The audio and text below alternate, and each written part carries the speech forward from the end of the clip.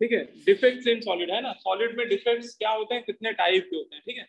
तो सॉलिड में डिफेक्ट, अच्छा डिफेक्ट्स होता क्या है, डिफेक्ट की बात करें तो सॉलिड, अभी तक हम लोग जितने भी सॉलिड पढ़ रहे थे वो सब ट्रू सॉलिड पढ़ रहे थे, ठीक है, जैसे rock salt, NaCl type solid, तो वहां पे हम लोग बात कर रहे थे कि क्लोराइड आयन आपके FCC पैक होते हैं, सोडियम आयन आपके ऑक्टाहेड्रल वाइड ऑक्यूपाई करते हैं, ठीक है।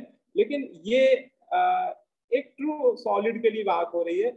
अगर हम लोग प्रैक्टिकली सोचे, क्या NaCl क्रिस्टल का अगर हम लोग एक्सरे क्रिस्टलोग्राफी का टेक्निक होती है, जैसे आपके मन में ये आना भी चाहिए कि सर ये हम लोग जो पढ़ रहे हैं ये पता कैसे चला, कैसे पता चलता है कि कौन है कहाँ पे पैक है, तो ये एक टेक्निक होती है एक्सरे क्रिस्टलोग्राफिक टेक्निक। कोई भी सॉलिड का सैंपल ले आओ, छोटा सा कोई भी सैंपल ले आओ उड़िया में, है ना, कोई भी सॉलिड ले आओ, उसको हम लोग आज की डेट में पता लगा सकते हैं उसकी पैकिंग कैसे, टेक्निक से पता लगाते हैं। वो एक एक्सपेरिमेंटल मेथड होता है, एक्सरे मशीन ही होती है एक तरह से, एक्सरे क्रिस्टलोग्राफी टेक्निक, उससे पता चलता है। तो उससे ये देखा जाता है कि NaCl सॉलिड को जब ऑब्जर्व किया जाता है ना, तो उसमें जैसा हम लोग थ्योरी में पढ़ते हैं उसके अलावा कुछ इनपरफेक्शंस भी दिखाई देते हैं। मतलब कहने का, आप उसको सिंपल लेवल पे पढ़ाता हूँ कि जैसे क्लोराइड आयन को कॉर्नर में बैठना है, तो क्या जितनी भी क्यूब होंगे क्यूबिट्स, क्या सारे क्लोराइड आयन बिल्कुल एग्जैक्ट कॉर्नर पे बैठे होंगे, है ना, तो ऐसा नहीं होगा। कई बार वो क्लोराइड आयन थोड़ा सा डिसलोकेट हो जाता है, कॉर्नर पे ना आके थोड़ा सा एज के लॉन्ग आ जाता है। मान लो कोई फेस सेंटर वाला है तो वो बिल्कुल फेस के बीच में ना होकर थोड़ा सा डिसलोकेट हो जाएगा, वो थोड़ा बॉडी सेंटर की तरफ आ जाएगा। तो ज्यादातर सॉलिड रूम टेम्परेचर पे जो देखे जाते हैं, कोई सॉलिड परफेक्ट सॉलिड होता ही नहीं है। तो फिर आपको लोग हम लोग पढ़ क्यों रहे हैं या गलत पढ़ रहे हैं? ये जितने भी हम लोगों ने पैकिंग पढ़ी है, ये ये आपके 0 केल्विन पे पढ़ी है। अगर कोई सॉलिड को 0 केल्विन पे ऑब्जर्व करें, 0 केल्विन समझ लो -273 डिग्री सेल्सियस पे, तब वो आइडियल होगा, है ना। फिर जैसा थ्योरी पढ़ा है वैसा ही दिखाई देगा। लेकिन 0 केल्विन से टेम्परेचर बढ़ाते बढ़ाते अगर रूम टेम्परेचर पे आ जाओ तो टेम्परेचर काफी आप बढ़ा चुके हो। तो टेम्परेचर बढ़ाने पे क्या होता है कि एटम्स की, आयंस की एंट्रोपी बढ़ने लगती है, ठीक है ना। तो रूम टेम्परेचर पे एंट्रोपी इतनी ज्यादा बढ़ चुकी होती है कि जिस आयन को जहां बैठना होता है वो थोड़ा सा डिसलोकेट हो जाता है, कोई ना कोई डिफेक्ट शो ही कर रहा होता है। तो जितने भी नेचर में आयनिक सॉलिड है उनमें डिफेक्ट्स पाए ही जाते हैं, ठीक है। ऐसा कोई आयनिक सॉलिड नहीं उसमें डिफेक्ट ना। अब उसी के थ्योरी में हम लोग पढ़ना है डिफेक्ट कितनी तरह के होते हैं। तो डिफेक्ट 3 तरह से एराइज होते हैं, उनको थ्योरी में 3 तरह से क्लासिफाई किया जाता है, point defect, line defect and plane defect. इसका क्या मतलब है? पॉइंट डिफेक्ट का मतलब ये है कि अगर कोई सॉलिड में एटम अपने लैटिस साइड, ठीक है, लैटिस साइड या लैटिस पॉइंट से थोड़ा सा डिसलोकेट हो रहा है तो वो पॉइंट डिफेक्ट शो करेगा। कोई इंडिविजुअल एटम या कोई इंडिविजुअल आयन, जैसे NaCl में क्लोराइड आयन को बैठना था कॉर्नर पे, तो कॉर्नर से थोड़ा सा डिसलोकेट हो गया एज के लॉन्ग, या बॉडी डायगोनल के लॉन्ग डिसलोकेट हो गया, तो this is called point defect, है ना। लेकिन कई सॉलिड में लाइन डिफेक्ट भी देखे जाते हैं। लाइन डिफेक्ट मतलब समझ लो कि पता चला पूरी एक्सिस के अबाउट, कोई एक्सिस मान लो एक्स एक्सिस है, तो किसी एक्सिस के अबाउट जितने भी एटम है वो सारे एक पूरी पूरी एक्सिस डिसलोकेट हो जाएगी, है ना, कि ये वाली एक्सिस ही पूरी डिसलोकेट हो गई। कहने मतलब इस एक्सिस में जितने भी एटम है वो सभी डिसलोकेट हो रहे हैं, ठीक है। तो उससे हम लोग होता है लाइन डिफेक्ट। प्लेन डिफेक्ट में पूरा पूरा प्लेन डिसलोकेट हो जाता है, पूरा पूरा जो फेस है यही डिसलोकेट हो जाएगा, ठीक है, पूरा प्लेन ही डिसलोकेट हो जाता है। लेकिन हम लोगों के लाइन डिफेक्ट और प्लेन डिफेक्ट का डिटेल नहीं पढ़ना है, क्योंकि इसी में इतनी महाभारत है, मतलब इसी में इतनी ज्यादा थ्योरी है। तो 12th या जेईई के सिलेबस में केवल पॉइंट डिफेक्ट ही रखे गए। ये आप जब ग्रेजुएशन या पोस्ट पीजी करोगे तो वहां पे ये सब पढ़ाए जाते हैं। 12th या पीजी इसमें जेईई के स्टैंडर्ड में केवल हमारे सिलेबस में कौन से हैं पॉइंट, इसी में बहुत महाभारत है। देखो पॉइंट डिफेक्ट को अगर फर्दर क्लासिफाई करें तो पॉइंट डिफेक्ट देखते हैं कि 2 तरह के होते हैं। कौन कौन से? Stoichiometry defect and non stoichiometry. इसका क्या मतलब है? देखो इसका मतलब बहुत सिंपल है। स्टाइकियोमेट्री डिफेक्ट में वो डिफेक्ट आते हैं जिनके होने के बाद, जिन डिफेक्ट्स के होने के बाद जो भी आयनिक सॉलिड है उसकी स्टाइकियोमेट्री में कोई फर्क नहीं पड़ता है। Stoichiometry remains same after the defect, है ना। डिफेक्ट अराइज होने के बाद भी स्टाइकियोमेट्री सेम रहती है ना। देखो उसके जैसे मान लो NaCl है, NaCl में कोई स्टाइकियोमेट्री टाइप का डिफेक्ट हुआ तो उसका फॉर्मूले में कोई चेंज नहीं आएगा, उसके मॉलिक्यूलर फॉर्मूले में। उसका मॉलिक्यूलर फॉर्मूला डिफेक्ट होने के पहले भी NaCl था और डिफेक्ट होने के बाद भी क्या रहेगा, NaCl रहेगा, है ना। तो आपको लगेगा सर कैसे नहीं आएगा, मतलब कुछ तो चेंज आना चाहिए। चेंज आएगा, उसके फॉर्मूला यूनिट में आएगा, है ना। क्या मतलब, जैसे देखो NaCl का फॉर्मूला यूनिट क्या था, Na4Cl4।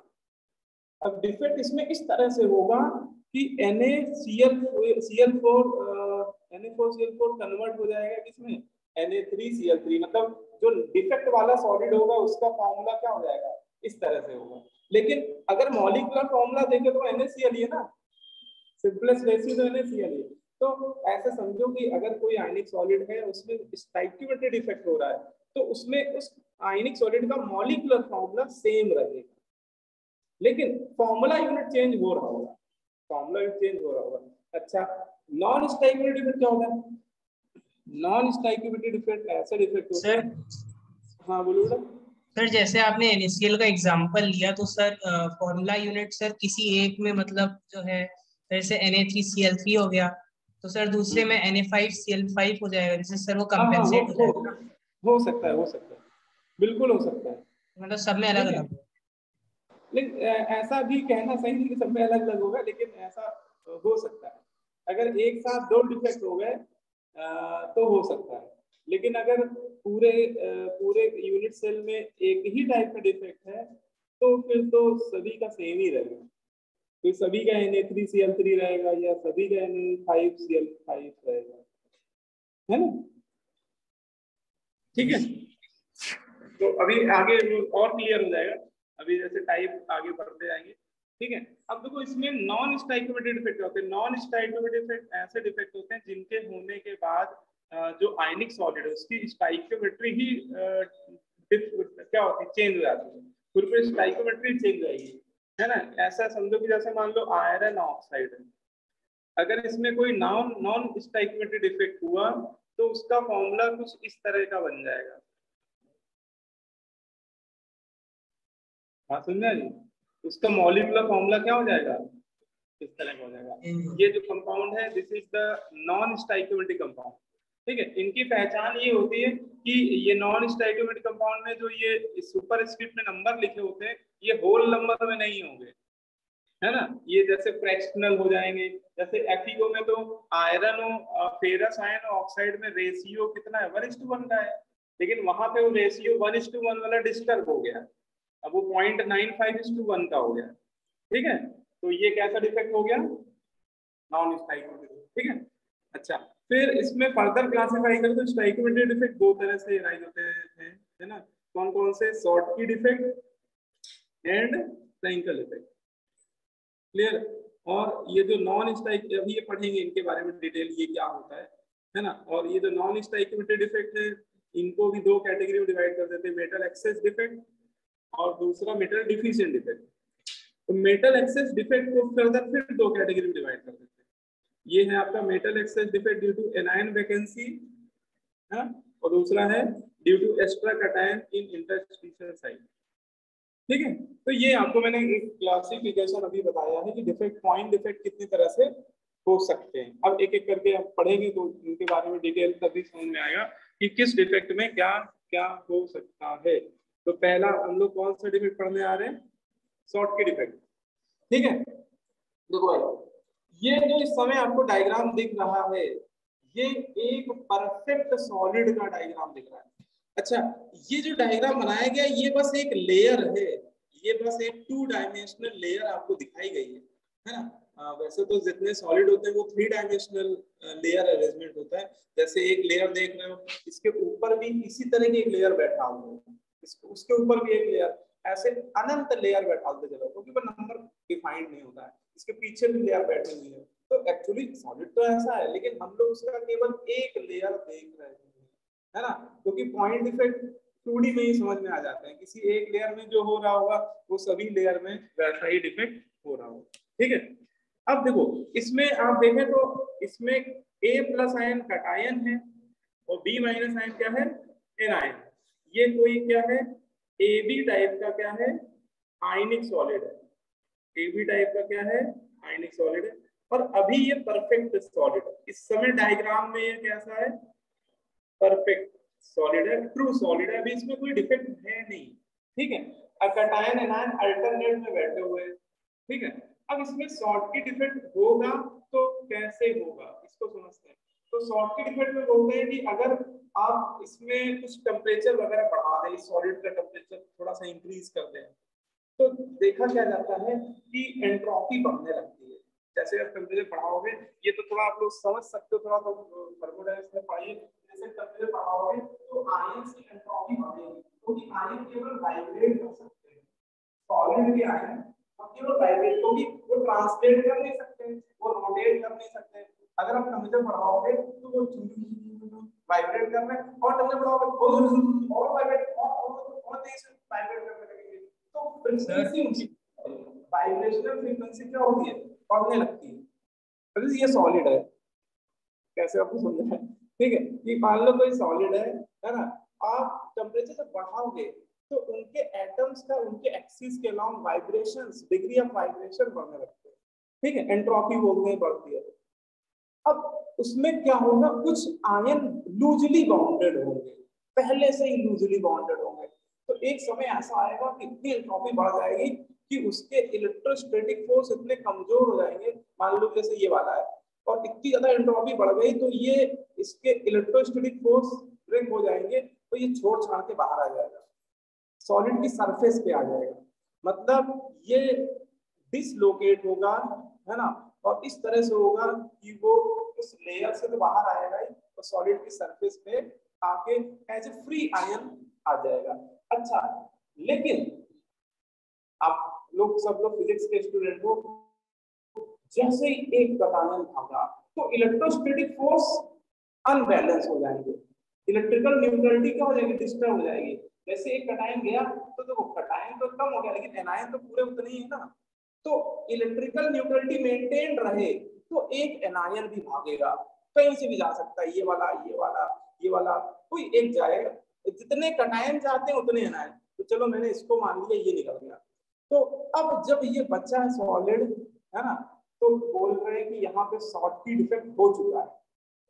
ठीक है, क्या मतलब है, सिंपल से डिफिनेशन है, बोलते हैं if equal number of cation and anion are missing out from their lattice side so that the electrical neutrality remains same, then this type of defect is called short defect. जब भी short की defect होगा तो एक cation जाएगा तो पूरे lattice से कहीं ना कहीं से एक एनायन जाएगा। सपोज 2 कटायन जाएंगे तो 2 एनायन जाएंगे, 3 कटायन तो 3 एनायन, क्यों, जिससे इलेक्ट्रिकल न्यूट्रलिटी क्या रहे, after the defect electrical neutrality same रहे, क्योंकि इलेक्ट्रिकल न्यूट्रलिटी डिस्टर्ब हुई नहीं तो इलेक्ट्रोस्टैटिक फोर्स अनबैलेंस हो जाएंगे, पूरा पूरा सॉलिड तबाह हो जाएगा। ठीक है, तो सॉलिड ब्रेक हो जाएगा, ब्रेक डाउन हो जाएगा, इसलिए इलेक्ट्रिकल न्यूट्रलिटी यहाँ पे क्या रहेगी, सेम रहेगी। ठीक है, तो ये देखो डिफिनेशन लिखी हुई है, और ये जो डायग्राम मैंने ये इस समय जो आपको डायग्राम दिख रहा है, ये हमें ये बता रहा है कि यहाँ पर शॉर्ट की डिफेक्ट हो चुका है। ठीक है ना, बोलो भाई, तो देख लो क्या डिफिनेशन है, if equal number of cation and anion are missing from their lattice so that electrical neutrality remains same। ठीक है, ये आपको लिखा ही हुआ है, बस एक बार रीड कर लेना है। तो इसमें हो क्या रहा है, इक्वल नंबर में कटायन एनायन क्या हो रहा है, मिसिंग आउट हो रहा है, कहां से, अपनी लैटिस साइड से, और इस तरह से मिसिंग आउट हो रहा है जिससे क्या हो कि ओवरऑल इलेक्ट्रिकल न्यूट्रलिटी क्या रहे, मेंटेन रहे, है ना, सेम। और इस तरह के डिफेक्ट जब भी होते हैं तो उनको हम लोग क्या बोलते हैं, शॉर्ट की डिफेक्ट बोलते हैं।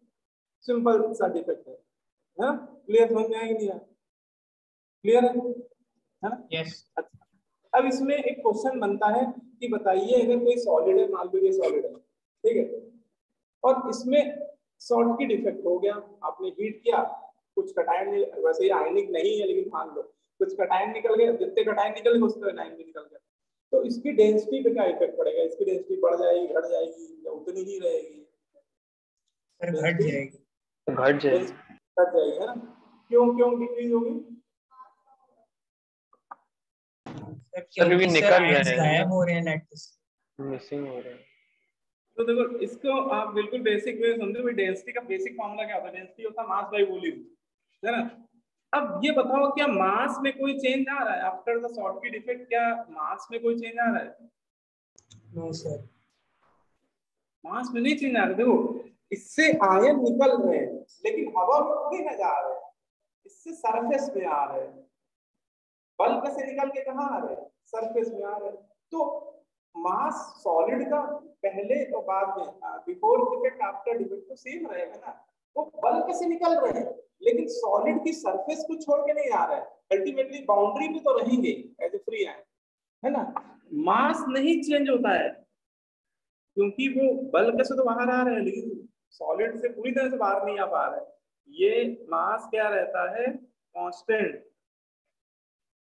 लेकिन वॉल्यूम पे इफेक्ट पड़ेगा। देखो जैसे ही एक कटायन निकला, मान लो एक एनायन निकला, तो यहाँ पे वाइड स्पेस डेवलप हो गए कि नहीं हो गए? ठीक है, पहले वाइड स्पेस ये वाले थे, है ना? अब ये तो है ही, ये इतने इतने और डेवलप हो गए। तो नेट बल्क में वॉल्यूम बढ़ गया कि घट गया? वॉल्यूम इंक्रीज हो गया, है ना? वॉल्यूम इंक्रीज हो गया बल्क में, सॉलिड के बल्क में वॉल्यूम बढ़ गया, तो डेंसिटी क्या हो जाएगी बेटा? डिक्रीज हो जाएगी। ठीक है, मास सेम रहेगा, क्योंकि आयन कोई सॉलिड की सरफेस को छोड़ के नहीं गए हैं, अभी सरफेस पे। लेकिन बल्क में जो जहां से वो निकल रहे हैं, वहां पे क्या स्पेस डेवलप कर रहे हैं? वैकेंट स्पेस या वाइड स्पेस डेवलप कर रहे हैं। तो बल्क में जो वॉल्यूम है वो पहले की कंपैरिजन में बढ़ रहा है। हाँ बोलिए बेटा। सर समझ लेते हैं कि सर बल्क और सरफेस पे सर दो अलग अलग लैटिस हैं। तो सर अगर बल्क से सर कुछ आयंस निकल के जो है उसमें सरफेस की लैटिस आ रहे हैं, तो सर उसका तो वॉल्यूम घट रहा है ना सरफेस का। सरफेस की लैटिस कहाँ कैसे डिफाइन कर पाओगे? अच्छा बताओ, सरफेस में कोई लैटिस बनी नहीं पाएगी ना। लैटिस तो बल्क में ही बन पाएगी, मतलब क्यूबिक यूनिट सेल जो बनेंगे वो बल्क में ही बन पाएंगे, है ना? एक सरफेस पे आके तो वो एक जगह स्ट्रक्चर एनडी कर रहा होगा, नहीं समझे? सरफेस पे यूनिट सेल नहीं बन पाएगी, सरफेस पे यूनिट सेल एग्जिस्ट ही नहीं करेगी ना। तो ये आप लोग जरूर लिख लीजिए, ये फिलिंग द ब्लैंक्स बना होगा, उसमें आप ऐड कर लीजिए। Due to Schottky effect density of solid लिख लीजिए। कभी भी पूछा जाए कि शॉर्टकट इफेक्ट हो रहा है किसी सॉलिड में, तो डेंसिटी बढ़ रही घट रही, तो हम लोग क्या बोल देंगे? डेंसिटी घट रही। रीजन मास सेम है ना, लेकिन वॉल्यूम बेटा बढ़ रहा है, बल्क में वॉल्यूम इंक्रीज हो रहा है, इसलिए सॉलिड की ओवरऑल डेंसिटी डिक्रीज हो रही है। ठीक है, क्लियर? तो ये आपको बेसिक पता होना चाहिए। हाँ एक पॉइंट ये चाहो तो और लिख लो कई जगह हो, कि ये जो ये हम लोग जो पढ़ रहे हैं शॉर्टकट इफेक्ट, ये किस टाइप के आयनिक सॉलिड में होते हैं? हम लोग ऑलरेडी कई सारे आयनिक सॉलिड पढ़ चुके हैं लास्ट क्लास में, है ना? तो लिख लो ऐसे आयनिक सॉलिड जिनका कोऑर्डिनेशन नंबर 6:6 या उससे ज्यादा होता है। हाई कोऑर्डिनेशन नंबर वाले जो सॉलिड होते हैं, लिख लो एक स्टेटमेंट लिख लो, शायद ये लिखा नहीं इसमें, लिख लो generally high coordination number solid, generally high coordination number solid, high coordination number solid. High coordination number का मतलब ब्रैकेट में लिख लीजिएगा, कोऑर्डिनेशन नंबर ग्रेटर देन 6:6, है ना? ऐसे आयनिक सॉलिड जिनका कोऑर्डिनेशन नंबर 6:6, अच्छा इसमें इक्वलिटी भी लगा दीजिएगा, 6:6 के बराबर हो या उससे ज्यादा, तो उनको हम लोग बोलते हैं हाई कोऑर्डिनेशन नंबर सॉलिड। तो ऐसे solid generally shortcut effect show कर देते हैं। जैसे रॉक, कोई आपसे पूछे रॉक सॉल्ट टाइप का सॉलिड है, क्या वो शॉर्टकट इफेक्ट शो कर सकता है? तो आप सोचना रॉक सॉल्ट का कोऑर्डिनेशन नंबर 6:6 होता है, हाँ यस बोल देना। कोई पूछे कि जिंक ब्लेंड टाइप का सॉलिड क्या कर सकता है, जिंक ब्लेंड का कोऑर्डिनेशन नंबर क्या था? 4, तो वो नहीं कर पाएगा। जिंक ब्लेंड टाइप के solid never show shortcut effect. अच्छा आप कोई पूछे कि सीजियम क्लोराइड टाइप का सॉलिड शो करेगा, तो उसमें आ रहा है 6:8, तो वो तो और ज्यादा है, तो बहुत आसानी से शो करते हैं। ठीक है ना। तो ये एक आपको पता होना चाहिए, थ्योरेटिकल कई बार ऐसे भी क्वेश्चन पूछे जाते हैं। अब इसमें फ्लोराइड सेकंड और एंटीफ्लोराइड में करेगा सर? देखो जिनमें कोऑर्डिनेशन नंबर कटायन के रिस्पेक्ट और आयन के रिस्पेक्ट अलग अलग होता है, उनमें प्रेडिक्ट कर पाना थ्योरेटिकली पॉसिबल नहीं होता। ऐसे आप फ्लोराइड के लिए कह रहे हैं, तो फ्लोराइड में कोऑर्डिनेशन नंबर आपको याद है कितना होता है? 8:4 होता है। तो इसमें कटायन के रिस्पेक्ट में तो ज्यादा है 6 से, लेकिन एनायन के रिस्पेक्ट में कम है। तो इसमें हम लोग कोई थ्योरेटिकली कमेंट नहीं करेंगे ऐसे केस में, है ना। यहाँ पे मे बी वाली सिचुएशन होगी, हो सकता है और नहीं भी हो सकता है, लेकिन 100% श्योरिटी के साथ कहना गलत होने के चांसेस है, नहीं कह सकते। तभी मैंने ए बी टाइप के लिए बताया आपको, जिसमें सेम होता है, ठीक है, उनके लिए तो बोल सकते हैं, उनके लिए ये बात वैलिड है पूरी तरह से। फिर इसके बाद दूसरा इसमें डिफेक्ट आता है फ्रैंकल डिफेक्ट। फ्रैंकल डिफेक्ट देखो, ये एनसीईआरटी का ही पैराग्राफ है, देखिए एनसीईआरटी ने सिंपल वे में उसको समझाया। फ्रैंकल डिफेक्ट क्या होता है? सबसे पहली लाइन कह रहा है this defect is shown by ionic solid. अच्छा ये तो हम लोग समझ ही रहे, ये जितने भी डिफेक्ट है वो सब कौन शो कर रहे हैं? आयनिक सॉलिड में शो होते हैं, है ना। अच्छा ये अब अगली लाइन इंपॉर्टेंट है। सेकेंड लाइन कह रहा था स्मॉलर आयन, है ना, समझिएगा क्या कह रहे हैं एनसीईआरटी, स्मॉलर आयन। ज्यादातर जनरली स्मॉलर आयन कौन सा होता है? कटायन है, तो उसने यूजुअली कटायन देखो लिख दिया है ना। लेकिन कैल्शियम फ्लोराइड के लिए वो एनायन हो जाएगा, कैल्शियम फ्लोराइड के लिए ये बात वैलिड नहीं होगी, है ना। तो उसको अगर छोड़ दिया जाए एक्सेप्ट कैल्शियम फ्लोराइड, तो जनरली स्मॉलर आयन ब्रैकेट में usually cation is dislocated from its normal side to an interstitial side। उसका कहना है कि ज्यादातर जो छोटे आयन होते हैं कटायन, वो कई बार अपनी इंटरस्टिशियल साइड से डिसलोकेट हो जाते हैं, अपनी लैटिस साइड से क्या हो जाते हैं, नॉर्मल लैटिस साइड से डिसलोकेट हो जाते हैं। और छोटे होते हैं तो अगर जैसे मान लो कोई कटायन बैठा हुआ है कॉर्नर में और डिसलोकेट होगा तो वो वायर्ड पे जाके बैठेगा, मान लो टीवी ऑक्यूपाई कर लेगा, ओ भी ऑक्यूपाई कर लेगा, इस तरह से। तो वो जब वो डिसलोकेट होगा तो कोई ना कोई इंटरस्टिशियल साइड ऑक्यूपाई करेगा। इंटरस्टिशियल साइड कोई ना कोई वायर्ड ही होगा, है ना। वो कोई यहाँ नाम नहीं ले रहा है ना, यहाँ पे नाम से हम लोग कुछ कह सकते हैं जब तक हमें रेडियस रेशियो का आइडिया नहीं हुआ। तो इस तरह का जब भी डिफेक्ट होता है तो उसको फ्रैंकल डिफेक्ट बोलते हैं, है ना।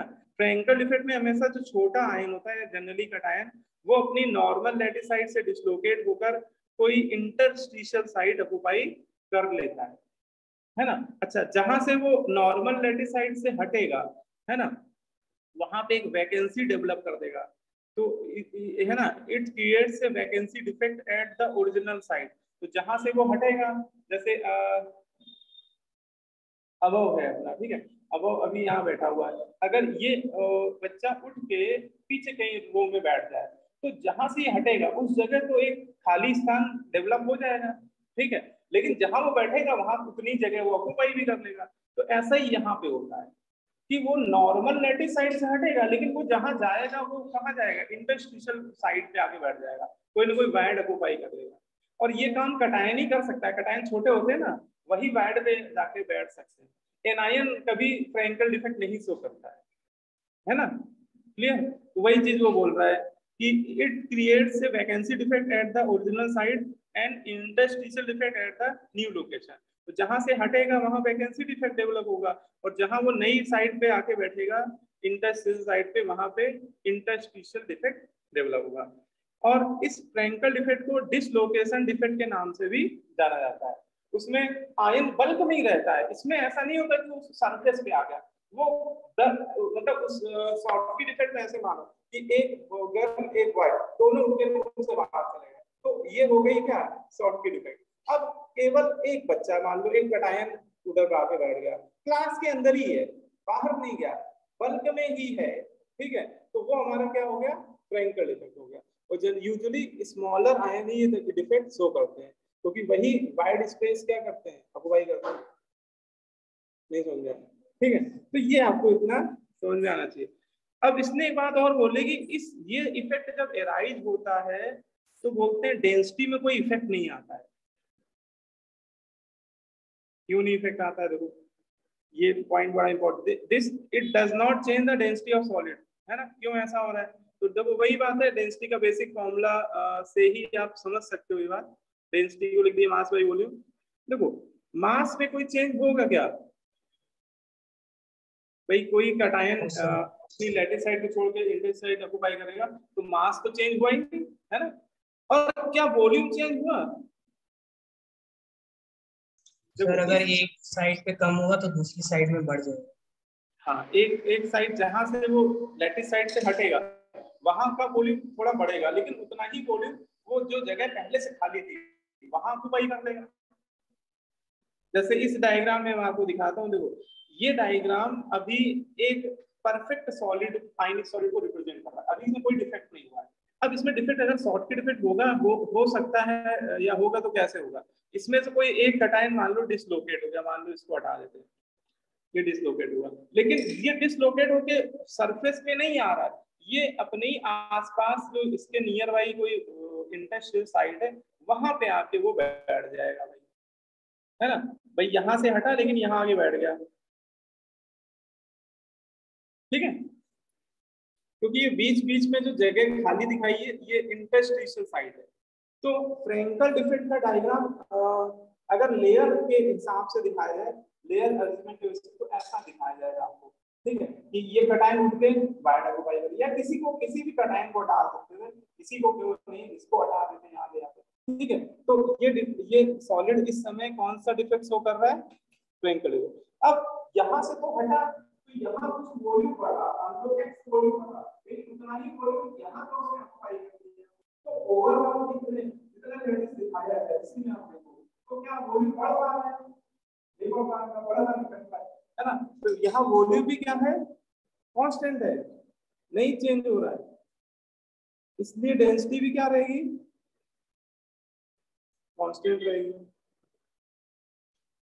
ठीक है। तो ये आपको पता होना चाहिए कि फ्रैंकल डिफेक्ट की वजह से डेंसिटी कभी भी चेंज नहीं करती है, लेकिन शॉर्ट की डिफेक्ट की वजह से डेंसिटी चेंज हो जाती है ना। फिर लास्ट में देखो एनसीईआरटी ने एक बड़ी इंपॉर्टेंट बात चुपके से बोल दी है, बोला है इसने, Frenkel defect is shown by ionic substance in which there is a large difference in size of ions.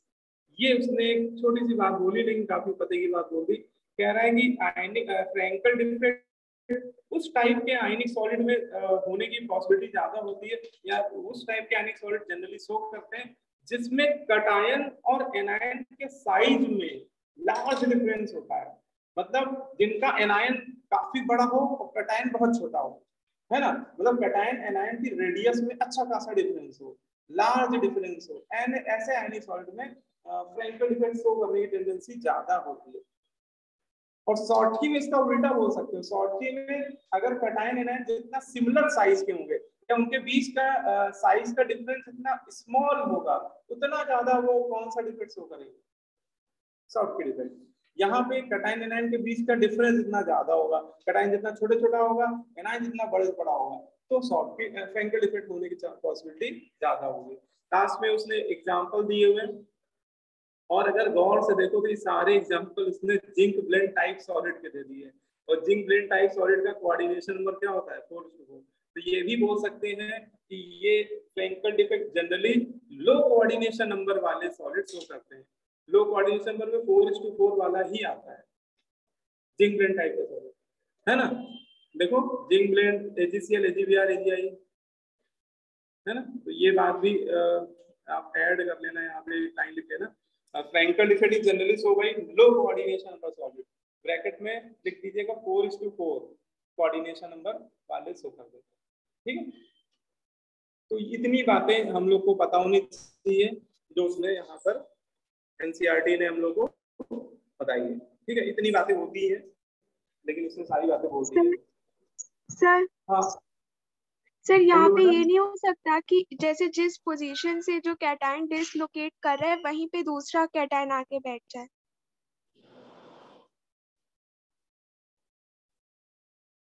नहीं, ऐसा नहीं होगा, मतलब आपका कहना है कि ये कैटायन यहाँ से हटे, है ना, ये तो यहाँ आके बैठ जाए, लेकिन कोई दूसरा कैटायन ये यहाँ आके बैठ जाए, तो उससे कोई फर्क पड़ेगा क्या? उसमें ऐसा लगेगा कि ये जगह खाली हो गई, ये ऑक्यूपाई हो गया, तो आपको ऐसा लगेगा कि ये कैटायन लग रहा है यहीं से आया है, यहाँ से उठ के यहाँ पे आ गया है, है ना, तो कोई फर्क नहीं पड़ रहा है इसमें, है ना। तो होने को ऐसा हो सकता है उससे कोई, क्योंकि फ्रैंकल डिफेक्ट में कटायन ही डिसलोकेट होगा, ठीक है। तो ऐसा हो सकता है वो फ्रैंकल डिफेक्ट ही रहेगा, कोई दूसरा डिफेक्ट तो नहीं बन रहा है। हाँ, एक ये नोट बड़ा इंपॉर्टेंट है, इसको भी याद रखने वाली बात है। आपसे कोई पूछा जाए ऐसे आयनिक सॉलिड का नाम बताइए जो दोनों तरह के डिफेक्ट शो करता हो साइमल्टेनियसली, जो फ्रैंकल भी शो करते, शॉर्टकी भी शो करते, तो वो ऐसा एक ही सॉलिड होता ही है, और ये है सिल्वर का ब्रोमाइड, AgBr सॉलिड जो होता है, बोलते हैं ये Schottky Frenkel defect simultaneously show करता है ना। ये AgBr दोनों टाइप के डिफेक्ट शो कर देता है, ठीक है। आ रही बात समझ? इसका रीजन भी होता है, देखो कोई पूछे ऐसा क्यों होता है, तो इसका एक्सप्लेनेशन इससे रेडियस रेशियो से बताया जाता है। AgBr का रेडियस रेशियो इतना होता है, 0.43 होता है, 0.43। और अगर वो आप याद, अगर आपको वो रेडियस रेशियो की रेंज है ना याद है, उसमें 0.225 से 0.414 के बीच में जब होता था तो कोऑर्डिनेशन नंबर आता था कटायन के रिस्पेक्ट में 4 टेट्राहेड्रल बाइंड के रिस्पेक्ट में, और 0.414 से ज्यादा और 0.732 के बीच तक जा रहा हो तो 6 होता था, ठीक है। और इसका रेडियस रेशियो एक तरह से बॉर्डर पे आता है, बॉर्डर मतलब वो वैसे तो 0.414 से थोड़ा सा ज्यादा है, वो ऑक्टाहेड्रल की तरफ जा रहा है, लेकिन हम लोगों ने यही पढ़ा है कि कोऑर्डिनेशन नंबर टेम्परेचर प्रेशर का फंक्शन होता है। अगर आप टेम्परेचर बढ़ाते हैं तो कोऑर्डिनेशन नंबर घटता है। तो आप ऐसे समझोगे इसका कोऑर्डिनेशन नंबर, देखो इसमें आप ऐसी रेंज बना लो, ये वाली रेंज को लिख दो 0.225, इसको लिख दो 0.414, इसको लिख दो 0.7। अगर रेडियस रेशियो इस रेंज में आ रहा है तो कोऑर्डिनेशन नंबर 6:6 आएगा, और इधर आ रहा है तो 4:4 आएगा, ठीक है ना। और इसका कहाँ लाई कर रहा है, AgBr का बिल्कुल बॉर्डर पे लाई कर रहा है, इसका यहाँ आ रहा है 0.43, ठीक है। अब देखो आप ये जितने भी डिफेक्ट होते हैं ये टेम्परेचर और प्रेशर के सडन चेंज की वजह से होते हैं। अगर आप AgBr सॉलिड का टेम्परेचर बढ़ाना शुरू कर दो तो टेम्परेचर बढ़ाओगे तो कोऑर्डिनेशन उसका घटेगा, और वो घट के किस रेंज में आ जाएगा, 4:4 के रेंज में। और 4:4 के रेंज में आया नहीं तो वो कौन सा डिफेक्ट शो करना लगेगा, फ्रैंकल डिफेक्ट। और अगर आपने प्रेशर बढ़ा दिया तो प्रेशर बढ़ाने पे वैसे भी वो 6:6 की रेंज में है ही है, थोड़ा सा और आगे बढ़ जाएगा तो फिर वो शॉर्टकी डिफेक्ट मेनली शो करने लगेगा। तो यहाँ पे वो बिल्कुल बॉर्डर लाइन पे है, इसलिए वो आसानी से दोनों तरह के डिफेक्ट शो करने में कैपेबल है, ठीक है। खैर इतना ज्यादा कोई तुमसे पूछेगा नहीं, बस ये याद रखना कि AgBr ऐसा कौन सा ऐसा सॉलिड है जो दोनों तरह डिफेक्ट साथ साथ शो कर देता है साइमल्टेनियसली, याद रखना AgBr होगा, ठीक है। बहुत डिटेल में अभी आपसे रीजन विजन नहीं इतना पूछा है। अब देखो कुछ क्वेश्चन पहले कर लेते हैं, 2 डिफेक्ट हम लोगों ने पढ़े, उन्हीं पे बेस्ड कुछ क्वेश्चन है। देखो ये वाला आपको एक डायग्राम दिखाया जा रहा है, ये वाला डायग्राम देखो, ठीक है, और आपसे पूछ रहा है कि कौन सा स्टेटमेंट इनकरेक्ट है, डी वाला है, तो आपसे इनकरेक्ट पूछ रहा है। अब पहला स्टेटमेंट है this defect is known as Schottky defect, तो इसमें जरा देखते हैं। देखो यहाँ पे फिलिंग द ब्लैंक्स वाले, देखो ये एक डब्बा खाली है तो यहाँ पे 100% क्या बैठा होगा, एनायन एनायन के बीच में कटायन है ना, प्लस बैठा दिया, तो यहाँ से इसका मतलब एक कटायन मिसिंग है, ठीक है। अच्छा यहाँ पे एनायन एनायन के बीच में क्या बैठा होगा, माइनस, इसका मतलब यहाँ से एनायन मिसिंग है, और यहाँ कटायन के बीच में क्या बैठा होगा, माइनस, और यहाँ प्लस। इसका मतलब पूरे इस इतने लैटिस में आपके देखो 2 कटायन मिसिंग है, 2 एनायन मिसिंग है। इसका मतलब ये शॉर्टकी डिफेक्ट को रिप्रेजेंट करता है, क्योंकि इक्वल नंबर में कटायन और एनायन क्या है, मिसिंग है ना। और ये ये स्टेटमेंट इसका सही है लेकिन हमें बताना है इनकरेक्ट, है ना। ये स्टेटमेंट सही है लेकिन बताना है इनकरेक्ट, तो ये हमारा आंसर नहीं होगा। ऐसे ही बाकी हम और देख लेंगे, density of the solid decreases, तो हाँ ये बात तो सही है, शॉर्टकी डिफेक्ट डेंसिटी क्या होती है, घटती है। ये स्टेटमेंट सही है लेकिन हमें इनकरेक्ट बताना है, इसलिए आंसर गलत है। तीसरा NaCl is example of high क्या कह रहा है, NaCl example which generally shows this defect. हाँ सही कह रहा है भाई, रॉक सॉल्ट टाइप के सॉलिड तो सारी सो ही कर देते हैं शॉर्ट की डिफेक्ट, ये सबसे पॉपुलर एग्जांपल है, ये भी सही है। लास्ट वाला क्या है, stoichiometric compound will change slightly, तो ये गलत कह रहा है क्योंकि शॉर्ट की डिफेक्ट फ्रैंकल डिफेक्ट दोनों शॉर्ट स्टाइकियोमेट्री डिफेक्ट में आते हैं, इनके होने की वजह से कभी भी स्टाइकियोमेट्री नहीं चेंज होती है। इनके जब भी शॉर्ट की या फ्रैंकल डिफेक्ट होगा तो इनकी वजह से कभी भी स्टाइकियोमेट्री चेंज नहीं होती है, तो ये गलत कह रहा है ना, ये तो कह रहा है स्टाइकियोमेट्री स्लाइटली चेंज हो जाएगी, तो वो गलत है, बिल्कुल नहीं चेंज होगी। ठीक है ना, तो बिल्कुल सही पकड़ा आप लोगों ने। ये वाला बता दो, अच्छा सेकेंड वाला है, Schottky defect is observe in the crystal when, Schottky defect कब एराइज होगा, पहला कह रहा है some cations move from their lattice side to interstitial side, ये तो फ्रैंकल में होता है ना, तो गलत हो गया, ये तो फ्रैंकल डिफेक्ट में ऐसा हो रहा है। दूसरा equal number of cation anion are missing from lattice, ये सही है ना, बोलो भाई। यस। तीसरा some lattice sites are occupied by electron, तो ये ना तो शॉर्ट की में होता ना फ्रैंकल, ये अभी हम लोग पढ़ेंगे एफ सेंटर, एक मेटल एक्सेस डिफेक्ट में आएगा ये एक्चुअली एफ सेंटर में होता है, इसलिए ये भी आंसर नहीं होगा। और सम इम्प्योरिटीज प्रेजेंट इन लैटिस, ये इम्प्योरिटी डिफेक्ट में होता है, तो एक ही सही है केवल, सिंगल ट्राई से ये मतलब। एक ये वाला भी देख लीजिए, फ्रैंकल डिफेक्ट है ना, हाँ। उसने पूछा which of the following defect is known as also dislocation defect, Frenkel नहीं डिसलोकेशन डिफेक्ट, देखो एनसीईआरटी वाला पैराग्राफ देखो, उसने साफ साफ में बोला है Frenkel defect is also known as dislocation defect, तो डिसलोकेशन डिफेक्ट फ्रैंकल डिफेक्ट को ही बोला जाता है ना, उसमें कैटायन डिसलोकेट हो जाता है, अपने लैटिस साइड को छोड़ के कोई वाइड एड पे आके बैठ जाता है इंटर साइड पे, है ना, तो इसका मतलब ये हमारा क्या हो गया, ओनली फ्रैंकल डिफेक्ट, शॉर्ट की नहीं है, और फ्रैंकल नॉन स्टाइकियोमेट्रिक होता नहीं है, और सिंपल इंटरसेल डिफेक्ट भी नहीं है। ठीक है, क्लियर, एक ही आंसर। नहीं फ्रैंकल देखो आप ऊपर वाला, फ्रैंकल स्टाइकियो फ्रैंकल शॉर्ट की डिफेक्ट किसमें आते थे, स्टाइकियोमेट्री डिफेक्ट में आते थे, इनके होने की वजह से स्टाइकियोमेट्री चेंज नहीं होती है ना, तो वो कह रहा है कि नॉन स्टाइकियोमेट्री डिफेक्ट है, तो फ्रैंकल डिफेक्ट नॉन स्टाइकियो में आता ही नहीं। ठीक है, तो वैसे ही गलत हो गया। ठीक, क्लियर है। हाँ सर सिंपल इंटरस्टिशियल क्या होता है, ये अभी आएगा, सिंपल इंटरस्टिशियल डिफेक्ट अभी इसमें आएगा, ठीक है, इम्प्योरिटी डिफेक्ट बोलते हैं। देखो अब इसमें तीसरा डिफेक्ट, अब ये वो जो डिफेक्ट पढ़ा रहे हैं ये नॉन स्टाइकियोमेट्री डिफेक्ट में आ गया हम लोग। ठीक है, ये अब यहाँ चाहो तो छोटी हेडिंग डाल देना, नॉन स्टाइकियोमेट्री डिफेक्ट।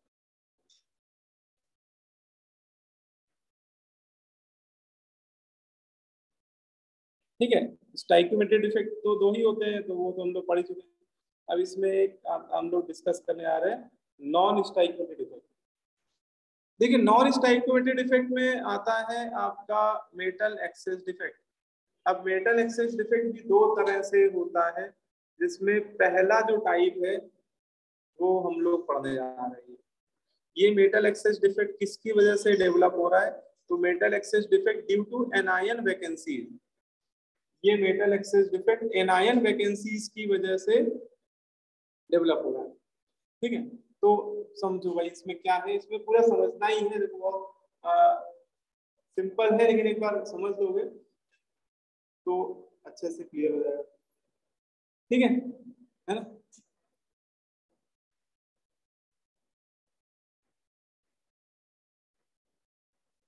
यहाँ पे थोड़ा समझा देते, क्योंकि वो डायग्राम जो पहले से बना हुआ है उसमें उतना मजा नहीं आएगा, जब आप एक सेपरेट डायग्राम पढ़ोगे तो आपको ज्यादा क्लियर होगा।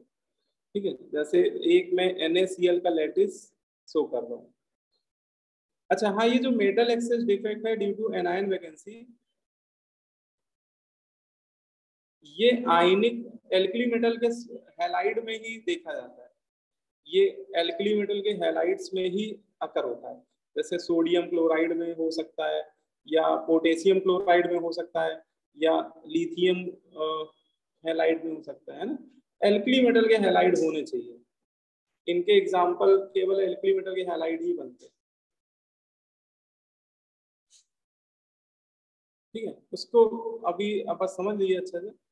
डायग्राम वायग्राम तो आप लोग सब बना ही हुआ है उसमें, बस वो समझाने के लिए मैं अलग डायग्राम बना रहा हूँ। तो ये अभी एक मैं परफेक्ट सॉलिड दिखा रहा हूँ। NaCl का एक ये लेयर है और ये परफेक्ट सॉलिड है। ठीक है, अभी इसमें कोई डिफेक्ट नहीं हुआ है। ठीक है, अब इसमें मेटल एसिड डिफेक्ट कब होगा, क्या कंडीशन है? तो आप NaCl का क्रिस्टल ले लो, ठीक है, और एक कंटेनर ले लो। मान लो ये कंटेनर है, इसमें आप क्या डाल दो, NaCl के क्रिस्टल, और आप इसको हीट करना शुरू कर दो। तो NaCl के क्रिस्टल को अगर हीट करेंगे, नॉर्मली हीट करेंगे, तो कौन सा डिफेक्ट होगा? तो शॉर्ट की होगा। हाँ, NaCl के क्रिस्टल को नॉर्मली हीट करो तो शॉर्ट की होगा। लेकिन मेटल एक्सेस डिफेक्ट एक रेयर सिचुएशन होती है। वो कब होता है समझिए। तो आपने NaCl के क्रिस्टल लिए, ठीक है, ऊपर एक आपने पिस्टन लगा दिया, और यहाँ पे आपने सोडियम मेटल की वेपर्स फिल कर दी। यहाँ पे आपने किसकी फिल कर दी? सोडियम मेटल की वेपर्स, मतलब, और अब आप हीट करना शुरू कर दो, है ना। तो अब आपको ये डिफेक्ट होता दिखाई देगा, metal excess defect due to anion vacancy. देखो कैसे, जब आप किसी एल्कली मेटल के सॉल्ट को, एल्कली मेटल के हैलाइड को उसी एल्कली मेटल की वेपर की प्रेजेंस में हीट करना शुरू कर देते हो। जैसे NaCl की क्रिस्टल को सोडियम वेपर की प्रेजेंस में हीट कर रहे हैं, या KCl के क्रिस्टल को पोटेशियम वेपर की प्रेजेंस में हीट करेंगे, या लिथियम क्लोराइड के क्रिस्टल को लिथियम वेपर की प्रेजेंस में हीट करेंगे, तो ये डिफेक्ट होगा। कैसे? देखो, तो होता क्या है, देखो आप लोग इतना तो 11th में पढ़े हुए होंगे कि एल्कली मेटल जितने होते हैं उनकी आयनाइजेशन एनर्जी बहुत लो होती है ना। पीरियोडिक टेबल में बेटा ये सब एल्कली मेटल सबसे लेफ्ट साइड बैठे हुए, यहाँ बैठे हुए, और ionisation energy left to right जाने में बढ़ती है ना। तो उल्टा आने में, इधर आने में घटेगी। तो पीरियोडिक टेबल में सबसे लो आयनाइजेशन एनर्जी वाले यही होते हैं एल्कली मेटल। इनको बस थोड़ी एनर्जी चाहिए होती, ये अपनी वैलेंस शेल के इलेक्ट्रॉन को लॉस करके आयनाइज हो जाते हैं बहुत आसानी से। बहुत, यहाँ तक कि आप समझ लो कि ये जो नॉर्मल लाइट आप देख रहे हो, ये CFL या जो लाइट है, अगर इसके सामने सीजियम रख दो, तो नॉर्मल जो आपकी लाइट है, इसको हम लोग क्या, कौन सी लाइट बोलेंगे? White light. तो इससे सीजियम क्रिस्टल जो होते हैं आयनाइज रहते हैं, है ना। विजिबल लाइट, ये नॉर्मल लाइट क्या, विजिबल लाइट। आप इसमें कोई हाई फ्रिक्वेंसी की लाइट नहीं डाल रहे हो, एक्सरे, गामा रे कुछ नहीं डाल रहे हो, नॉर्मल ये जो विजिबल लाइट है उसी से वो आयनाइज होते हैं। इतनी कम आयनाइजेशन एनर्जी होती है एल्कली मेटल की। तो यहाँ तो आप हीट कर रहे हो, अच्छी खासी एनर्जी दे रहे हो, तो होगा क्या कि ये जो सोडियम वेपर्स हैं, सोडियम वेपर, ये खटाखट आयनाइज होना शुरू हो जाएंगे। इसमें Na+ और इलेक्ट्रॉन, ठीक है। अच्छा, अब ये जो आयन है, कौन? सोडियम आयन, ये कहाँ जाएंगे? ये इसी सॉलिड की सरफेस पे जाकर बैठना शुरू कर देंगे। इसकी सॉलिड की सरफेस पे कलेक्ट होना शुरू हो जाएंगे, क्योंकि जैसे ही वो आयन बनेगा तो वो सॉलिड की सरफेस पे आके एक्यूमुलेट होने लगेगा। अब मान लो यहाँ पे एक कटायन आके बैठा, फिर दूसरा कटायन आके बैठा, फिर तीसरा, धीरे धीरे धीरे उसकी सरफेस फिल होना शुरू हो गई। एक समय आएगा surface almost cation cation cation से भर जाएगी, ठीक है। तो होगा क्या, जो इसके बल्क में आयन है, ये वो भी क्लोराइड है, वो देखेंगे अरे सरफेस में सारे कटायन कटायन बैठे हुए हैं, और ये कटायन कहीं ना कहीं जो बल्क में क्लोराइड आयन होंगे, इनको अपनी तरफ पुल कर रहे होंगे, नहीं कर रहे होंगे? भाई कटायन है तो एनायन को तो इलेक्ट्रोस्टैटिक फोर्स लगा ही रहे होंगे, और इनमें से जो सबसे लूजली बाउंडेड होगा, कोई ना कोई क्लोराइड आयन ऐसे होंगे जो बहुत लूजली बाउंडेड होंगे।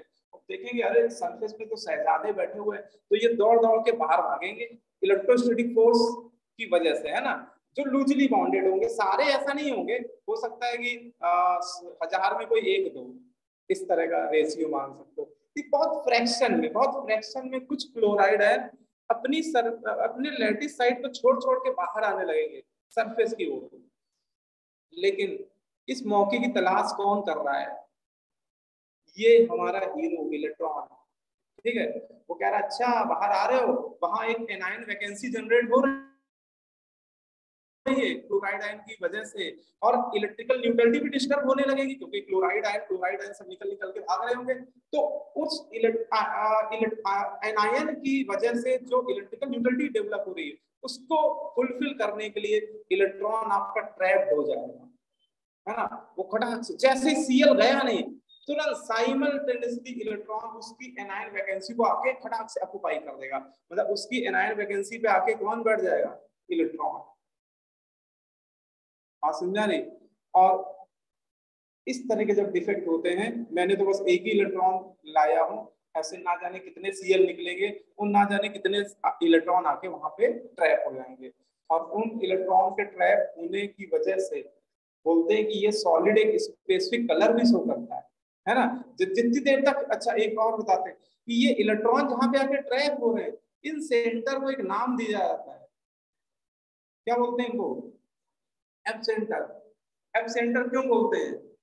तो अब थोड़ा पैराग्राफ पढ़ो, ये वाला आगे कहानी आप समझ में आ जाएगी। देखो एक बार तो पढ़ो, एनसीईआरटी क्या कह रहा है, थोड़ा किताब से पढ़ना भी सीखो आप लोग, है ना। एनसीईआरटी कह रहा है alkali halides like NaCl KCl show this type of defect. इसका कहना है कि एल्कली हैलाइड में एल्कली मेटल के जो हैलाइड है वो जनरली इस तरह के डिफेक्ट शो कर देते हैं। कैसे? When crystal of example NaCl का लिया उसने, when crystal of NaCl are heated in atmosphere of sodium vapor, अगर NaCl के क्रिस्टल को सोडियम वेपर के एटमॉस्फेयर में क्या करें? हीट करें, है ना। तो साफ साफ बोल रहा है the sodium atoms are deposited on the surface। तो उसकी सरफेस पे सोडियम आयन, उसने एटम लिखा है एक्चुअली आयन डिपॉजिट होंगे, तो sodium atom deposit at surface of crystal. फिर क्या होगा? Chloride ion diffuses to the surface of the crystal. इसकी वजह से जो क्लोराइड आयन होंगे वो डिफ्यूज होकर बाहर आने लगेंगे सरफेस की तरफ, and combine to Na atom to give NaCl। वो Na प्लस और Cl माइनस मिलके क्या बना देंगे? NaCl बना देंगे।